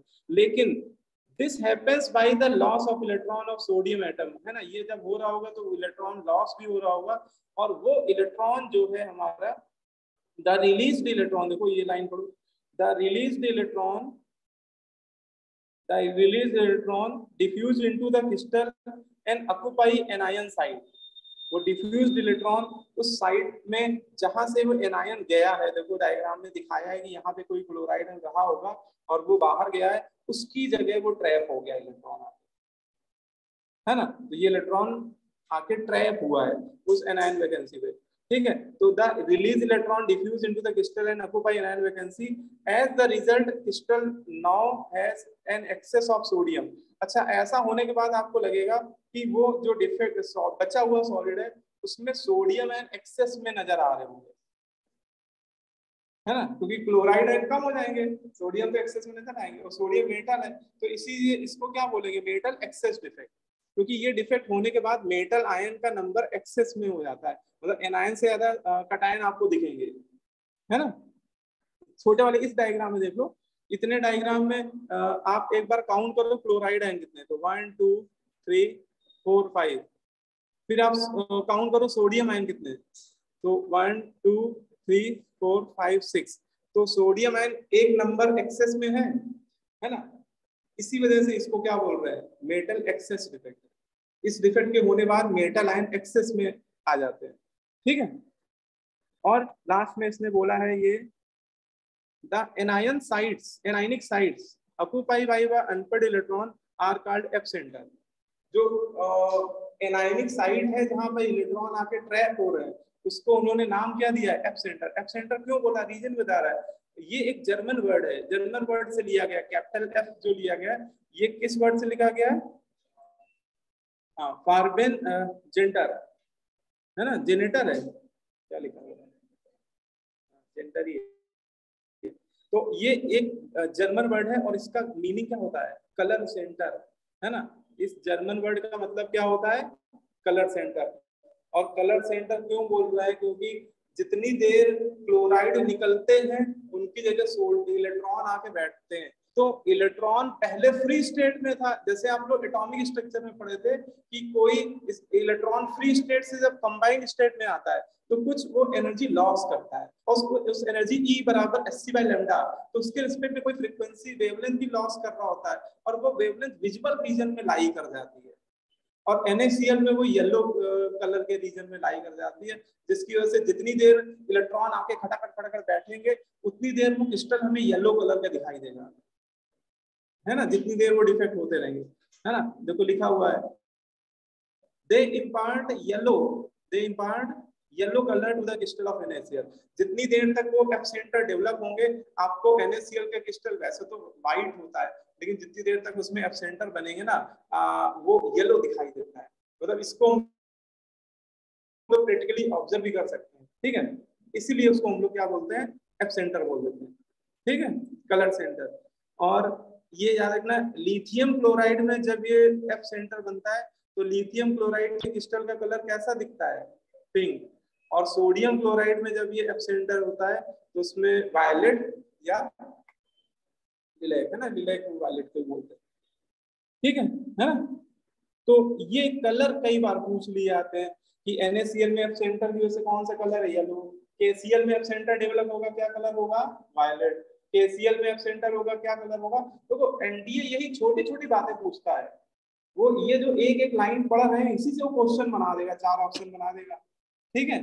तो ये आपको एक एक छोटी छोटी बातें याद रखनी है ना। बोलो एक क्वेश्चन देखो, ये JEE मेंस का मैंने लिया हुआ है, 2014 में पूछा है ना, फोर्थ है, क्या कह रहा है, the appearance of colour in solid alkali metal halide is generally due to. Solid alkali metal halide में जो कलर आता है वो किस डिफेक्ट की वजह से आता है, तो शॉर्ट की वजह से कोई कलर नहीं आता है ना, कलर तो सेंटर की वजह से आता है। एल्कली मेटल हैलाइड में, एल्कली मेटल हैलाइड में जो कलर आता है वो एब्सेंटर की वजह से आता है, ठीक है ना। ये तो सीधा सीधा पूछा है उसने कुछ, वो भी सही हो जाता है ना। फिर अगर वो चाहता तो अगर मान लो एडवांस में ऐसे ही तो क्वेश्चन चाहता रहते हैं MCQ वाले कि एक ऑप्शन में एब्सेंटर डाल दिया, एक ऑप्शन में डाल दिया metal excess defect due to anion vacancy, तो दोनों सही हो जाते हैं, है ना। एब्सेंटर और metal excess defect due to anion vacancy एक ही डिफेक्ट होता है, ठीक है, क्लियर। अब मेटल एक्सेस डिफेक्ट 2 तरह का होता है, उसी में जो सेकंड टाइप है वो ये दिया हुआ है, ये देखो बड़ी सी हेडिंग है, metal excess defect due to presence of extra cation in interstitial site, है ना। मेटल एक्सेस डिफेक्ट में सेकंड टाइप डिस्कस कर रहा है वो, ठीक है ना। मेटल एक्सेस डिफेक्ट ये पूरी हेडिंग है, क्योंकि तो NCERT वाले कहाँ हेडिंग लिख रहे हैं कहाँ क्या लिख रहे हैं वो थोड़ा समझना पड़ता है, तो ये एक्चुअली हेडिंग है उनकी, metal excess defect due to the presence of extra cation in interstitial site. अब वो एक दूसरे टाइप के मेटल एक्सेस डिफेक्ट की बात कर रहा है, जिसमें एक एक्स्ट्रा कैटायन, जिसमें एक्स्ट्रा कैटायन इंटरस्टिशियल साइट पे आके बैठते हैं, ठीक है, ये एब्सेंटर नहीं है, ये दूसरी चीज है। अच्छा, ये किन में देखने मिलता है, ये ट्रांजिशन मेटल के ऑक्साइड में देखने मिलता है, मतलब डी ब्लॉक एलिमेंट के ऑक्साइड, जैसे इन्होंने जो एग्जांपल डिस्कस किया जिंक ऑक्साइड में, ठीक है। जिंक ऑक्साइड के लिए एक आपको मैं इसका एक फिनोमेना बताता हूँ कि जिंक ऑक्साइड अगर लैब में देखो तो व्हाइट कलर का पाउडर होता है, ठीक है, जैसे NaCl भी व्हाइट होता है, ऐसे जिंक ऑक्साइड व्हाइट होता है। अब अगर हम लोग जिंक ऑक्साइड के पाउडर को एक उसमें लेके हीट करना शुरू कर दें, अब टेस्ट ट्यूब में डाल देना, हीट करना शुरू कर देना, अब ये करके देखना लैब में जिंक ऑक्साइड मिल जाता है, ठीक है, तो उसको टेस्ट ट्यूब में डाल के हीट करना हल्का सा, तो जैसे हीट करोगे तो उसके क्रिस्टल येलो येलो दिखने लगेंगे, और जितनी देर आप उसको स्प्लिट लाइन पे रखोगे तब तक तो येलो, जैसे ही हटाओगे थोड़ा ठंडा होगा फिर व्हाइट हो जाएगा, फिर उसको हॉट कंडीशन में लाओगे फिर येलो येलो दिखेंगे, फिर 2 मिनट हटाओ ठंडा होगा फिर से व्हाइट हो जाएगा, है ना। तो बोलते हैं zinc oxide, cold zinc oxide कैसा होता है, व्हाइट, लेकिन हॉट जिंक ऑक्साइड क्या होता है, येलो, है ना। लोग गुस्से में लाल हो जाते हैं, ये गुस्से में पीला हो जाता है, तो ये ध्यान रखना, हॉट कंडीशन में क्या होता है, ये येलो हो जाता है। तो कोई पूछे ऐसा क्यों, ये रीजनिंग क्वेश्चन कई बार पूछा जाता है कि जिंक ऑक्साइड हॉट कंडीशन में येलो क्यों हो जाता है। तो इसका आंसर ये जो हेडिंग लिखी है, अगर मान लो सब्जेक्टिव पेपर में आ जाए तो बस इतना ही लिखना पर्याप्त होता है। It is due to metal excess defect due to presence of extra cation at interstitial site. ठीक है, अब इसको समझो कि हो क्या रहा है। अगर इसको डिटेल समझना है तो उसको समझने की कोशिश करते हैं यार। क्लास हो रहा है।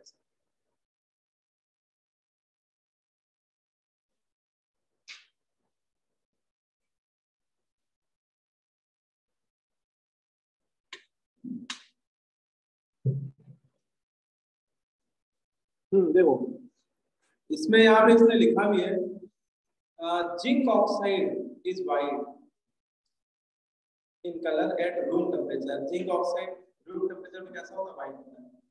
लेकिन अगर उसको हीट करते हैं हम लोग तो ये ऑक्सीजन लॉस करता है और कैसा दिखाई देने लगता है, येलो। ठीक है, और ये एक तरह का डिफेक्ट होता है, एक तरह का। उसमें नीचे रिएक्शन भी लिखी है, लेकिन इसको आपको मैं पूरा समझाता हूँ कि क्या सिचुएशन होगी। जैसे तो दिखाया मैंने, ये अभी परफेक्ट जिंक ऑक्साइड है, अभी ये रूम टेम्परेचर पे रखा हुआ है। ठीक है, अभी इसका कलर क्या होगा, व्हाइट होगा। लेकिन जब इसको हीट करते तो होता क्या, हीट करने में क्या होता है कि उसकी कुछ लेयर है ना, ये टूटने लगती है। सबसे ऊपर वाली लेयर मान लो ये ब्रेक हो गए, एक्चुअली जिंक ऑक्साइड डिकम्पोज होने लगता है पार्शियली। ये रिएक्शन ऊपर आपको जो बताई थी, देखो कैसे कि आप जिंक ऑक्साइड को हीट करेंगे तो बेटा ये डिकम्पोज होने लगता है जिंक आयन में, और ऑक्सीजन गैस बनती है और इलेक्ट्रॉन, ऐसे समझो। अब देखो इसको प्रैक्टिकली समझोगे, इस रिएक्शन का मीनिंग क्या है, क्या हुआ। तो जैसे आपने जिंक ऑक्साइड किया तो उसके सबसे ऊपर वाली लेयर ये तबाह हो जाएगी, फट फट फट फट फट टूट गया, है ना। अच्छा, ये ऑक्साइड आयन जो है ये किसमें कन्वर्ट हो जाएंगे, ये इलेक्ट्रॉन लॉस कर करके क्या बनाने लगेंगे, O2। क्योंकि प्रोडक्ट साइड देखो क्या बन रहा है, O2। इसका मतलब ऑक्साइड आयन इलेक्ट्रॉन लॉस कर करके क्या बना देगी, O2। तो ये तो निकल लिए भैया, ये तो किस फॉर्म में निकल लिए, गैस फॉर्म है ना। ये तो इलेक्ट्रॉन लॉस किए और O2 गैस के फॉर्म में निकल दिए। ठीक है, बच्चे क्या, तो इनको लगा देते कट्टा, ये तो निकल लिए, ये एक तरह से ऑक्सीडाइज हो गए। बच्चे क्या, zinc ion, zinc ion oxidise हो नहीं सकता क्योंकि जिंक की हाईएस्ट वैलेंसी ही 2+ होती है। जिंक की हाईएस्ट ऑक्सीडेशन नंबर 2 होती है, 2 से ज्यादा हो ही नहीं कर सकता जिंक, तो वो पहले से अपने मैक्सिमम ऑक्सीडेशन नंबर में। तो अब वो क्या करे, और उसके आसपास के जितने ऑक्साइड आयन है वो सब कहाँ चले गए, O2 में। तो उसकी तो दुनिया ही खत्म हो गई, वो आसपास के ऑक्साइड आयन के इलेक्ट्रोस्टैटिक फोर्स से तो घिरा हुआ था, है ना। और साथ पड़ोसी सारे साथ छोड़ के चले गए, तो ये अपनी इज्जत कैसे बचाएगा। तो ये क्या करेगा, ये जो बचा हुआ लैटिस है, क्योंकि ये पार्शियल हीटिंग हुई है, कंप्लीटली डिकम्पोज हुआ है, तो बचे हुए लैटिस में वो किसी इंटरस्टिशियल साइट पे आके बैठ जाएगा, है ना। क्या करेगा भाई, स्टेबल करने के लिए कुछ तो करेगा ना, है ना। तो ये क्या करेगा, आयन बहुत समझदार होता है, ऐसा नहीं। तो ये जो अभी रिमेनिंग सॉलिड है, ये पूरा 100% थोड़ी डिकम्पोज हुआ है, ये यहाँ पे कहाँ पे आके बैठ जाएगा, किसी भी यहाँ पे कहीं भी आके बैठ जाएगा। लेकिन जैसे ही वो आएगा तो इलेक्ट्रिकल न्यूट्रलिटी नहीं डिस्टर्ब होने लगेगी, है ना।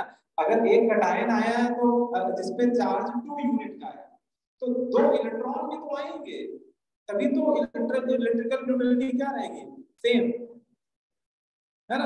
और अच्छा, ये बात जो मैं बार बार बोल रहा हूँ ना, ये जितने भी डिफेक्ट है, ये बात सबके लिए वैलिड है कि जितने भी टाइप के डिफेक्ट है उनमें एक बात सब में कॉमन है, डिफेक्ट इस तरह से होगा जिससे रिमेनिंग सॉलिड की इलेक्ट्रिकल न्यूट्रलिटी मेंटेन रहे, वो नहीं डिस्टर्ब होनी चाहिए। ठीक है, तो अगर एक जिंक आयन अंदर आया तो 2 इलेक्ट्रॉन भी आ जाएंगे, ट्रैप हो जाएंगे। ठीक है, अब आप इतने स्ट्रक्चर को देख के बताओ, इसमें मेटल आयन एक्सेस में दिख रहे हैं कि नहीं दिख रहे हैं, मेटल आयन एक्सेस में, हाँ, एक जिंक आयन ज्यादा है ऑक्साइड की तुलना में, है ना। और वो जिंक आयन कहाँ बैठा हुआ है, वो एक इंटरस्टिशियल साइट पे आके एक्स्ट्रा जिंक आयन आके बैठ गया है ना, तभी इसको हम लोग क्या पढ़ रहे हैं, इसको बोल रहे हैं this is called metal excess defect due to extra cation. Extra cation वो जिंक आयन को ही बोल रहे हैं एट इंटरस्टिशियल साइट, यही तो बोल रहे हैं इसको, ठीक है। अच्छा फिर आते हैं कि ये येलो क्यों दिख रहा है, तो भैया वो इलेक्ट्रॉन जो आके यहाँ पे ट्रैप हो रहे हैं, पहले तो वो फ्री थे, आजाद थे, उड़ता पंछी थे, अब जब वो ट्रैप होंगे तो ये माया जाल में फंस जाएंगे नहीं, ये इलेक्ट्रोस्टैटिक फोर्स से बाइंड हो जाएंगे, तो इलेक्ट्रॉन जब भी फ्री स्टेट से कंबाइंड स्टेट में जाएगा तो कुछ एनर्जी लॉस करेगा, वो एनर्जी के बराबर कोई वेवलेंथ इमिट करेगा, कोई फोटॉन इमिट करेगा 80/λ एनर्जी का, और वो लैम्डा जो वेवलेंथ है वो येलो कलर के रीजन पे लाई करती है जिंक ऑक्साइड के केस में। इसलिए जितनी देर तक इलेक्ट्रॉन आते रहेंगे उतनी देर तक इस क्रिस्टल का कलर हमें क्या दिखता रहेगा, येलो।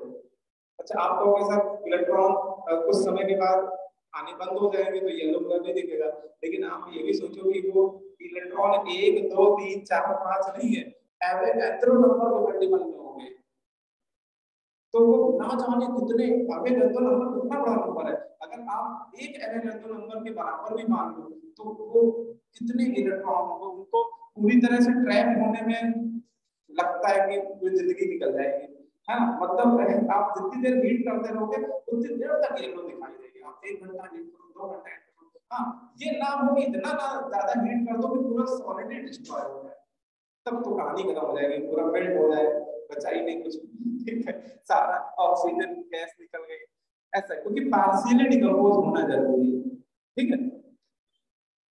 कुछ समझ में आया कि क्या है, तो एनसीईआरटी ने बस एनसीईआरटी टू द पॉइंट लिखा है, उसने काम की बात लिखी, उसने बता दिया कि जिंक ऑक्साइड वाइट होता है, रूम टेम्परेचर पे हीट करने पे येलो हो जाता है, इस ये रिएक्शन होती है, ठीक है। लेकिन जब ये डिफेक्ट होता है तो उसका फॉर्मूला चेंज हो जाता है, इसका देखो उसने दिया है कि जिंक ऑक्साइड का फॉर्मूला पहले Zn होता है और डिफेक्ट होने के बाद उसका नया फॉर्मूला क्या लिखा हुआ है, Zn 1 + XO, मतलब स्टाइकियोमेट्री क्या हो गई, चेंज हो गई, इसीलिए इसको नॉन स्टाइकियोमेट्री डिफेक्ट कहते हैं, ठीक है, क्योंकि एक्स्ट्रा कटायन आके बैठ रहे हैं, ये एक्स आप समझ रहे हो क्यों जुड़ गया, वो एक्स्ट्रा जिंक आयन कितने आके बैठेंगे, इसका मतलब इस फॉर्मूले में वो मान के चल रहा है कि एक्स जिंक आयन एक्स्ट्रा आके बैठ गए, तभी इसका फॉर्मूला क्या लिखा है, Zn 1 + XO, ठीक है।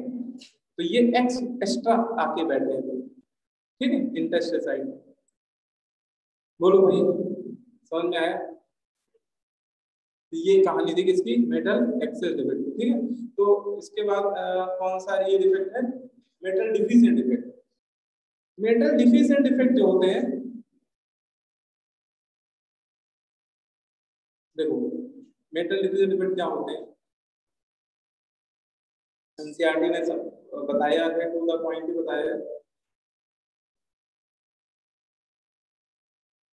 देखो ये मैं इसको पढ़ रहा हूँ, जैसे छोटा ही सा पैराग्राफ है, ज्यादा है नहीं। मेटल डिफिशिएंसी डिफेक्ट में कह रहा है there are many solids which are difficult to prepare in the stoichiometry composition. बहुत से सॉलिड ऐसे होते हैं जिनको किसी पर्टिकुलर स्टाइकियोमेट्री कंपोजिशन में बनाना डिफिकल्ट होता है, किसी स्पेसिफिक स्टाइकियोमेट्री कंपोजिशन में प्रिपेयर कर पाना क्या होता है, डिफिकल्ट होता है, and contain less amount of metal as compared to the stoichiometric proportion, और उनमें मेटल का नंबर स्टाइकियोमेट्रिक प्रोपोर्शन की कंपैरिजन में लेस होता है, कम होता है। एक टिपिकल एग्जांपल का उसने लिया है example, the typical example of this type is FeO, iron oxide, और उसने बोला है कि आयरन ऑक्साइड जो होता है ये मोस्टली फाउंड होता है ए कंपोजिशन ऑफ Fe 0.95, है ना, आयरन का ऑक्साइड नेचर में, है ना, FeO, इसका कहना क्या है समझ पा रहे, FeO नेचर में हमें इस फॉर्म में मिलता है, ये उसका एक्चुअल अकरेंस के बारे में बात करता है कि जो हम लोग थ्योरी में पढ़ते हैं ना फेरस ऑक्साइड, तो फेरस ऑक्साइड एक्चुअली FeO के फॉर्म में नहीं मिलता है, वो किस फॉर्म में मिलता है, Fe 0.95 इस फॉर्म में नेचर में मिलता है वो, है ना। या फिर आगे देखो उसने एक रेंज भी लिखी है, इट में एक्चुअली रेंज फ्रॉम, ये रेंज एक्चुअली देखा जाता है तो ये 0.93 से लेकर 0.96 की रेंज में मिलता है। और ये जो क्रिस्टल पाए जा रहे हैं इसमें आयरन जो है वो डिफिशियंसी में, क्योंकि देखो अगर हम लोग थ्योरेटिकली बात करें तो FeO बनने के लिए एक फेरस आयन के साथ 1 मोल फेरस आयन के साथ 1 मोल ऑक्साइड आयन रिक्वायर्ड है ना, और जबकि ये जो क्रिस्टल मिल रहे हैं उसमें मेटल आयन का नंबर ऑक्साइड आयन के नंबर से कम है, मतलब कुछ मेटल आयन मिसिंग होंगे उसके लैटिस में, अगर उसका लैटिस देखा जाए तो कुछ फेरस आयन मिसिंग होंगे, ठीक है। और अगर मेटल जितने होने चाहिए उसके स्टाइक्योमेट्रिक प्रोपोर्शन के रिस्पेक्ट में उससे भी कम है, तो ऐसा सॉलिड कौन सा डिफेक्ट शो करता है? Metal deficient defect. वो 1:1 का रेशियो मेंटेन नहीं हो पा रहा है, वो 1 से भी कम है, 0.95:1 मेटल डिफिशिएंट है, तो ये आपको वो बता रहा है, ठीक है, क्लियर है? यस सर, ये बस पता होना चाहिए। निकिल के केस में भी ऐसा होता है, निकिल का एक ये क्रिस्टल दिया है 0.980, ये भी आपका क्या है, ये भी नॉन स्ट्राइक, ये भी मेटल डिफिशिएंट डिफेक्ट शो कर रहा है, ठीक है। और एनसीईआरटी में एक ये क्वेश्चन दिया हुआ है, एक न्यूमेरिकल आपको दिया हुआ है, उसने बोला है कि निकिल ऑक्साइड का फॉर्मूला उसने ये दे दिया है Ni, ये एक ओ एक्स्ट्रा लगा दिया है इसने, एक्चुअली ये फॉर्मूला ये है Ni 0.98, या फिर ये 0 होगा, ये नीचे से ऊपर आ गया 0 ना, हाँ वही चक्कर। तो Ni 0.98 जो है ये कह रहा है कि सॉलिड आपको दिया हुआ है और इसमें वो निकल 2+ आयन और निकल 3+ आयन का फ्रैक्शन पूछ रहा है, ठीक है, क्लियर है? ये अगर ऊपर वाला पैराग्राफ पढ़ो तो उसमें एक बात लास्ट में उसने बोली भी है कि ये जो मेटल में मेटल डिफिशिएंट डिफेक्ट होते हैं उसमें मेटल वेरिएबल वैलेंसी शो करता है। जैसे इसने बताया है कि ये जितने भी एग्जांपल लिखे हुए हैं आयरन के, इसमें आयरन कह रहा है फेरस फॉर्म में भी होता है और फेरिक फॉर्म में भी होता है, ठीक है, तभी इस तरह के सॉलिड बन पाते हैं, ठीक है। उसमें ऐसा नहीं कि सारे आयरन +2 में है या सारे आयरन +3 में, उसमें कुछ फेरस आयन है कुछ फेरिक आयन है, ठीक है। तो ऐसे ही यहाँ पे निकल में कुछ निकल 2+ आयन होंगे और कुछ निकल 3+ आयन होंगे, तो ये कैसे निकालें बताओ भाई, कोई बता सकता है? ये फ्रैक्शन कैसे निकाला जा सकता है? तो देखो इसको सॉल्व करना बहुत आसान है, सिंपल सा क्वेश्चन है, ये क्वेश्चन नीचे ले ले यार, इधर जगह नहीं है।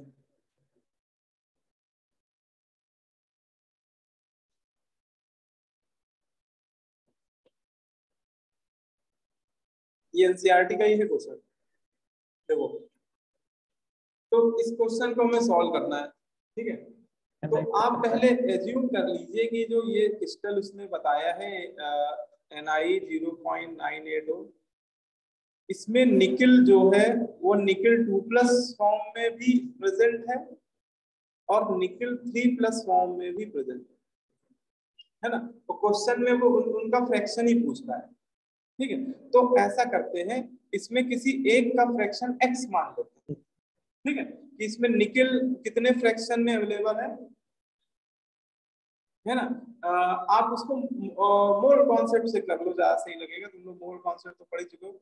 अगर मैं आपसे बोलूं कि ये पूरा 1 मोल मैंने ले लिया निकल 0.980, ठीक है ना, तो इसके 1 मोल में निकल के कितने मोल है? निकल एटम के 0.9898 मोल है ना। अगर मैं मान लूं ये पूरा क्रिस्टल ऑक्साइड जो है वो 1 मोल है, तो इसमें निकल के मोल होंगे 0.98, है ना। तो इसमें निकल 2+ आयन के मोल कितने होंगे? तो निकल 2+ के मानने पड़ेंगे ना x मोल, तो अच्छा बताओ निकल 3+ आयन के कितने होंगे? 0.98 माइनस 0.98 - x, ठीक है, बोलो भाई और इसका एनायन क्या है, ऑक्साइड आयन। ऑक्साइड आयन के कितने मोल है इसमें, वो तो 1 है पूरा पूरा, है ना। अब देखो, और हम लोग ये जानते हैं कि कोई भी सॉलिड चाहे कैसा भी डिफेक्ट हो रहा है, डिफेक्ट इस तरह से होगा जिससे इलेक्ट्रिकल न्यूट्रलिटी क्या रहे, सेम। मतलब कटायन पे जितना चार्ज है नेट, उतना ही चार्ज होना चाहिए एनायन पे। तो इसका मतलब अगर इसमें कोई मेटल डिफिशिएंट डिफेक्ट हो भी रहा है तो इलेक्ट्रिकल न्यूट्रलिटी नहीं डिस्टर्ब हो रही होगी। तो यहाँ पे चार्ज कंजर्व होगा, अप्लाई चार्ज कंजर्वेशन लॉ, यहाँ चार्ज कंजर्वेशन लॉ लगा सकते हैं हम लोग। तो चार्ज कंजर्वेशन लॉ मतलब क्या, तो मतलब नेट चार्ज जो कटायन पे होगा, जितना नेट चार्ज कटायन पे होगा उतना ही नेट चार्ज एनायन पे होगा। डिफेक्ट चाहे कोई भी हो, इलेक्ट्रिकल न्यूट्रलिटी नहीं डिस्टर्ब होती है। कटायन का नेट चार्ज एनायन के नेट चार्ज बराबर होगा, ठीक है। अच्छा, तो कटायन पे देखो नेट चार्ज कितना होगा। अच्छा बताओ, एक निकेल आयन पे कितने यूनिट का चार्ज है, एक मोल निकेल आयन पे 2 यूनिट का, तो x मोल पे कितना होगा, 2x। बोलो भाई, एक मोल निकेल आयन पे 2 यूनिट का चार्ज है, तो है ना, देखो एक मोल निकेल आयन में 2 यूनिट का, तो x मोल पे कितना होगा 2x। ऐसे ही एक मोल 3 निकेल 3 प्लस आयन में 3 यूनिट का चार्ज है, तो इतने मोल पे कितना होगा 2.98 माइनस 6। हाँ, into 3, इतना पॉजिटिव चार्ज होगा। और जितना पॉजिटिव चार्ज है उतना ही क्या होगा, नेगेटिव चार्ज, है ना। अब देखो, नेगेटिव चार्ज तो ऑक्साइड आयन पे, इसके एक मोल में नेट चार्ज कितना है -2 का, 2। ठीक है। लेकिन जब भी चार्ज बैलेंस करते हैं तो केवल उसका मैग्नीट्यूड बैलेंस करते हैं, ध्यान रखना। तो उसमें माइनस मत लिखेगा, तो वो लिखेगा 2 × 1, ठीक है। चार्ज का मैग्नीट्यूड बराबर होता है, ठीक है ना। ये नहीं कि वो -2 × 1 कर दो, गड़बड़ हो जाएगा। अब यहां से हम लोग क्या कर लेंगे, x निकाल लेंगे, सॉल्व फॉर x निकाल लोगे। और हमसे पूछ क्या रहा था, फ्रैक्शन ऑफ निकेल 2+। तो जैसे निकेल 2+ का फ्रैक्शन निकालना है, तो निकेल 2+ के मोल हम लोगों ने कितने माने थे, x, और डिवाइड बाई क्या कर दो, निकेल के टोटल मोल कितने 0.98, उसके एक मोल में इतने ही ना, × 100। तो इससे निकेल 2+ का फ्रैक्शन मिल जाएगा। और है ना, x इतना ही आ रहा है 0.94, है ना, तो निकाल सकते हो फिर, तो एग्जैक्ट आ जाएगा 0.94 डिवाइडेड बाई 0.98 × 100। तो ये परसेंट में आ जाएगा कि इतने परसेंट इसमें निकेल आए हैं, है ना। और निकेल 3+ का निकालना है तो 100 में माइनस कर देना, ये वैल्यू जो भी आए उसमें उस 100 में उसको माइनस कर देना, तो वो दोनों का पता आ जाएगा, है ना, ठीक है, क्लियर। तो मतलब इस तरह के क्वेश्चन आपको मिल सकते हैं सॉलिड स्टेट में, जिसमें वो आपसे अलग अलग पूछ सकता है कटायन एनायन का, ठीक है। आज बेल जल्दी बज गई क्या, 8 बजे छुट्टी होती है,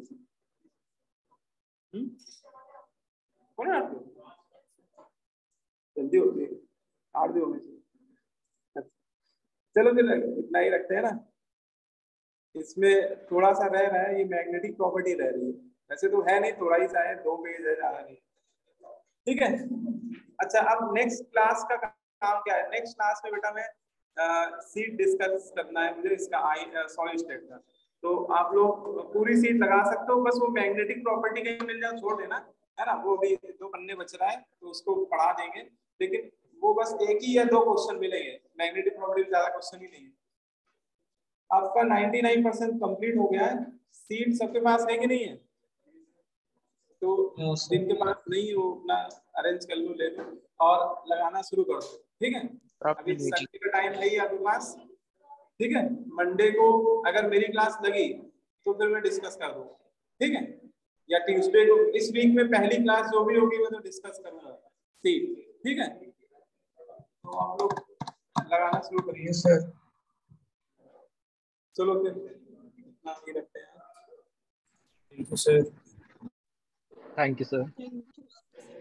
थैंक यू सर।